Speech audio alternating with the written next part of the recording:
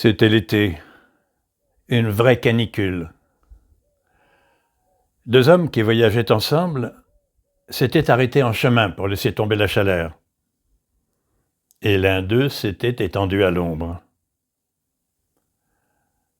Tandis que l'homme dormait, l'autre crut voir une mouche sortir de la bouche de son compagnon et entrer dans le squelette d'une tête de cheval qui se trouvait par là. Et cette mouche tourna dans la tête de cheval, dont elle visita tous les recoins. Puis elle revint dans la bouche du dormeur. Celui-ci dit à son réveil : « Ah, si tu savais le beau rêve que je viens de faire, j'ai rêvé que j'étais dans un château où il y avait une infinité de chambres, toutes plus belles les unes que les autres. Et sous ce château, jamais tu ne voudrais le croire, était enterré un grand trésor. » L'autre lui dit alors : « Tu veux que je te dise ce qu'il s'est passé ? Tiens, regarde. Tu es allé dans cette tête de cheval. Oui, j'ai vu ton âme sortir de ta bouche sous la forme d'une mouche et se promener dans tous les recoins de ses ossements, puis elle est rentrée dans ta bouche. » Alors les deux hommes soulevèrent cette tête et creusèrent dessous. Et ils découvrirent un grand trésor. Cet événement n'est qu'un jeu de coïncidence, n'est-ce pas ? Les éléments disparates de la situation, insignifiants en eux-mêmes, se trouvent soudain rassemblés en une unité active, selon un sens qui paraît préexister, totalement inattendu, et qui va accomplir chacun. Je dis bien accomplir chacun, pas seulement les deux personnages, mais aussi bien la mouche, le trésor, et tout ce qui peut advenir. Pourtant, l'événement tient à peu de choses. Deux hommes, fatigués. Ils s'arrêtent en chemin, dans un endroit ombragé. À proximité, le squelette d'une tête de cheval. Sous la chaleur accablante, l'un d'eux s'endort. Pendant son sommeil, l'autre remarque une mouche. La mouche explore la tête du cheval et tourne autour du dormeur. Le dormeur, au réveil, raconte un rêve. Tels sont les faits. Mais une résonance habille ces faits. La mouche passant par là donne subitement l'impression qu'elle sort de la bouche du dormeur pour aller visiter la tête de cheval, non ? Pure fantaisie de l'imagination, engendrée par la fatigue chez celui qui ne dort pas.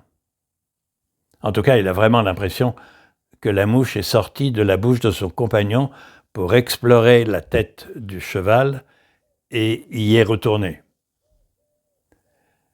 C'est pourquoi, lorsqu'au réveil, le dormeur évoque un rêve qu'il vient de faire, celui qui est resté éveillé fait directement un lien entre le rêve et la mouche. Autre coïncidence, l'homme aurait très bien pu ne pas faire ce rapprochement. Ensuite, les deux hommes déduisent que sous la tête du cheval se trouve un trésor. Et là encore, ils sont inspirés.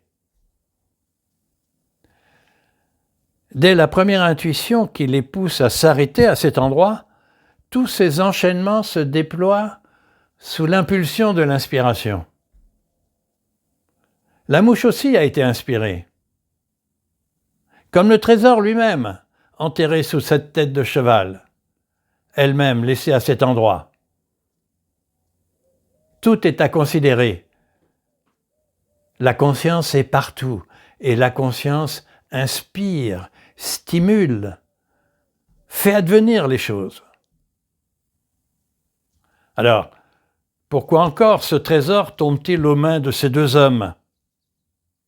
Peut-être cela faisait-il partie de leur propre aventure que de recevoir cette fortune, en vue d'en faire quelque chose. Le trésor lui-même attendait d'être découvert et de donner son fruit, non ?